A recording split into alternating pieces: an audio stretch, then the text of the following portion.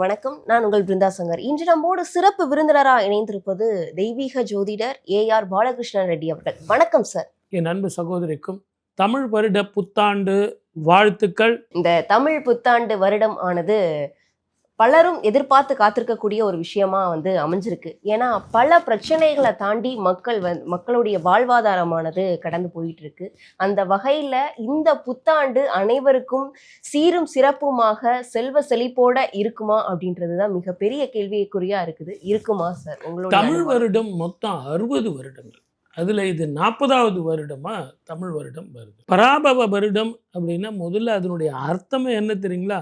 எதிரிகளை வெல்லுவதுன்னு ஒரு அர்த்தம் இருக்குது. அதுக்கு நிறைய அர்த்தம் இருக்குது. இடைக்கால சித்தர் கொடுத்தார் பாருங்க, ஒரு 60 பாடல் 60 தமிழ் வருஷத்துக்கு கொடுத்துருக்கார். அதையெல்லாம் தான் நம்ம ரெஃபர் பண்ணி இந்த வருஷம் மழை பெய்யும், இப்படி காற்றடிக்கும், பயிர் செழிக்கும், ஆடு மாடுகள்லாம் ரொம்ப தெளிவாக இருக்கும் அப்படின்னு சொல்லிட்டு அந்த பாடல்களில் தெளிவாக சொல்லப்பட்டிருக்கு. அப்போ அந்த தமிழ் பாடல் நம்ம ரெஃபர் பண்ணி தான் ஒவ்வொரு வருஷமும் தமிழ் வருட பிறப்பு எப்படி இருக்கும் அப்படின்னு நம்ம சொல்றோம். இந்த தமிழ் புத்தாண்டு பராபவம் அப்படின்ற ஒரு வருடமாக ஆரம்பிக்குது. இருக்கக்கூடிய அனைத்து ராசிக்காரர்களுக்கும் எந்த மாதிரி இருக்கும் அப்படின்னு ஒவ்வொரு ராசி ரீதியா நம்ம பார்த்துடலாம்.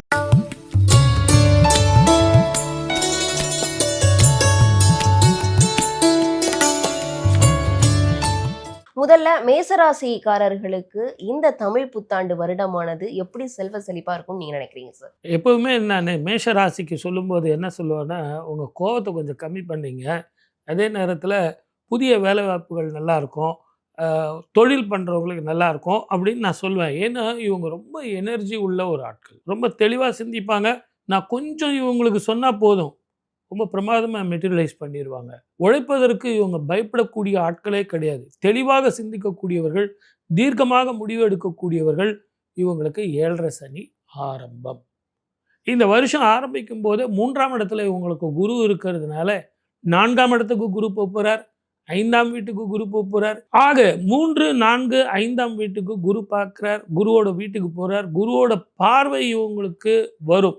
அதனால செய்கிற தொழிலில் இடமாற்றம், வெளிநாடோ வெளி மாநிலமோ வெளி ஊரோ வெளி மாநிலங்களில் போயிட்டு நல்ல கோல் வச்சுறதோ, புதிய தொழிலோ, அதே மாதிரி ஏற்கனவே இருக்கிற தொழிலையே இவங்களுக்கு டிரான்ஸ்ஃபர், ப்ரொமோஷன் அப்படிலாம் கிடைக்கும். படிக்கிற பிள்ளைங்க ரொம்ப அற்புதமாக படிப்பாங்க. இது வரைக்கும் மெமரி பவர் லாஸ், எப்போ பார்த்தாலும் டிவி, ஃப்ரெண்ட்ஸு, விளையாட்டு, செல்லு அப்படின்னு இருந்தவங்களுக்கு இப்போ அது விடுதலை காலமாக இருக்கும். பெண்களுக்கு ஒரு அற்புதமான காலமாக இருக்கும். ரொம்ப நாளாக திருமணம் தடைப்பட்டவர்களுக்கு திருமணம் நடக்கும். ராகு தோஷம், செவ்வாய் தோஷம், நாகதோஷம், பித்ரு தோஷம், எல்லா தோஷம் சொல்லி முடிச்சிட்டாங்க. ஆனால் இந்த வருஷம் அவங்களுக்கு எந்த தோஷம் இருந்தாலும் அற்புதமான திருமண வாழ்க்கை நடக்கும். வீடு கட்டுறவங்களுக்கு வீடு கட்டலாம். சின்னதாக ஒரு ஃப்ளாட் வச்சுக்கிட்டு இருக்காங்க, அவங்க பெரிய ஒரு இண்டிவிஜுவல் ஹவுஸ் வாங்கலாம். அதே மாதிரி பெரிய லேண்ட் எதுனா இன்வெஸ்ட்மெண்ட் பண்ணலாம், கடன் வாங்கி வாங்கலாம். 7.5 சனியில் தான் ஸ்திர சொத்துக்கள் சேரும். வாகனங்கள் வாங்கலாம். இந்த வெளிநாடு வெளி மாநிலம் போகிறதுல ஒன்று தான், அக்ரிமெண்ட்டை நல்லா படிங்க. அந்த சைன் பண்ணுறதுக்கு முன்னாடி ஒரு முறைக்கு 2 முறை யோசித்து பிறகு நீங்கள் ப்ரொசீட் பண்ணுங்கள். இப்படி பண்ணிங்கன்னா அற்புதமாக இருக்கும். நேரத்துக்கு சாப்பிடணும், நேரத்துக்கு தூங்கணும். இந்த சனியும் செவ்வாயும் சேரும் காலத்தில் இரவு பயணத்தை தவிர்ப்பது நல்லது. மிக கவனமாக இருக்க வேண்டிய காலம். உடல் ஆரோக்கியத்தில் கவனமாக இருக்கணும். நான் தான் சொன்னேனே, நீங்கள் கோடு போட்டால் நீங்கள் ரோடு போடுவீங்கன்னு. அதனால் கொஞ்சம் பதட்டத்தை விட்டுட்டு, டென்ஷனை விட்டுட்டு, பங்க்சுவாலிட்டி, நான் கரெக்டாக இருக்கேன், நீங்கள் கரெக்டாக இருக்கணும் அப்படிங்கிற மனோபாவத்தை விட்டிங்கன்னா மேஷராசிக்கு இது ஒரு அற்புதமான காலம். தெளிவான சிந்தனையும் தீர்க்கமான முடிவும் எடுத்தால் இந்த வருஷம் உங்களுக்கு உங்கள் காட்டில் அடமழை. கண்டிப்பாக சார். இப்போ இந்த மேச ராசிக்காரர்களில் இருக்கக்கூடிய இந்த 90s கிட்ஸ்க்குலாம் திருமணம் ஆகிறதுக்கு வாய்ப்பு இருக்கா? கண்டிப்பாக. நான் உங்களுக்கு ஏற்கனவே சொன்னேன், இந்த நாகதோஷம், பித்ரு தோஷம்னு. இவங்களுக்கு எப்படிப்பட்ட தடைகள் இருந்தாலும், பணமே ஒரு காரணமாக இருந்தாலும், சார் எனக்கு நாகதோஷம் பித்ரு தோஷம் கூட இல்லை, கொஞ்சம் நான் வருமானம் வந்த உடனே பார்த்துக்கலான்னா ப்ரமோஷன் வந்துடும், அதிக சம்பளம் வரும், அதனால் கல்யாணத்துக்கு நீங்கள் ஒத்துக்கலாம். அதை எல்லாத்தோட பானை பிடித்தவள் பாக்கியசாலி. வர்ற மகராசி கைராசியாக இருந்ததுன்னா நமக்கு நல்ல ஒரு வருமானங்கள் வரும் இல்லைங்களா? ஆகவே நம்பிக்கை தானே வாழ்க்கை. ஆகவே தாராளமாக நீங்கள் கல்யாணத்துக்கு ஒத்துங்க. அதே மாதிரி குழந்தை பாக்கியம் ரொம்ப நாளாக தட்டுது சார், நாங்கள் கல்யாணம் பண்ணி ஒரு 2-3 வருஷம் ஆயிடுச்சு அப்படிங்கிறவங்களுக்கு இந்த வருஷம் உங்களுக்கு குழந்தை பாக்கியம் இயற்கையிலேயே உண்டு. அதே நேரத்தில் இல்லை சார் எங்களுக்கு உடம்பு கொஞ்சம் சில பிரச்சனைகள் இருக்குது, இது பொது நிகழ்ச்சிங்கிறதுனால நான் பேச முடியாது. ஏன்னா மேஷராசி அப்படின்போது செவ்வாயினுடைய அம்சம் பெற்ற ஒரு வீடு. ஆகவே பெண்களை பொறுத்த வரைக்கும் நல்ல லேடி டாக்டரை போய் பாருங்கள். ஆண்களும் கூட போகணும். கண்டிப்பாக கணவனும் போய் கூட இருந்து பார்த்து 2 பேரும் செக் பண்ணி அவங்க டாக்டர்ஸ் என்ன அட்வைஸ் கொடுக்குறாங்களோ அதற்கு தகுந்த மாதிரி பாருங்கள். அப்படி இல்லை அப்படின்னா ஒரு முறை திருப்பதிக்கு போயிட்டு வாங்க, குலதெய்வ வழிபாடு பண்ணுங்க, பித்திருக்களுக்கு தர்ப்பணம் பண்ணுங்க. இந்த 3, அதாவது ஒன்று இஷ்ட தெய்வம், இன்னொன்று குலதெய்வம், இன்னொன்று பித்திருக்களுக்கு தர்ப்பணம். இந்த 3 நீங்கள் சரியாக பண்ணீங்க அப்படின்னா நிச்சயமாக குழந்தை பாக்கியம் உண்டு. கண்டிப்பா வேற ஏதாவது பரிகாரங்கள் பண்ணலாமா இவர்கள்? தாராளமாக நீங்கள் திருப்பதிக்கு போயிட்டு வந்தீங்கன்னா மேஷராசி நேயர்களுக்கு முதல்ல வருமானம் கூடும். இந்த 7.5 பீரியடு நிறைய பேருக்கு வருமானம் வருமா சார் அப்படின்னா வரும். ஆனால் அதை சேர்த்து வைக்க வேண்டியதும் முடிவு எடுக்க வேண்டியதும் நீங்கள் தான்.